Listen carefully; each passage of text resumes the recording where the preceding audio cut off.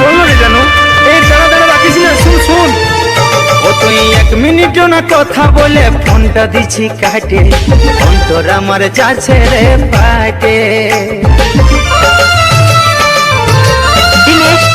ও তুই ভাবছিস নাই আমার মনে কিসের আগুন জ্বলছে, তোকে ছাড়া মনটাই আমার তিতা হয়ে গেছে। তোকে ছাড়া বললো আমি কত কষ্ট পাচ্ছি রে, সারা জীবন দিলি বৃথা দিলি এই অন্তরে। তোকে ছাড়া বললো আমি কত কষ্ট পাচ্ছি রে, সারা জীবন দিলি ব্যথা দিলি তুই অন্তরে।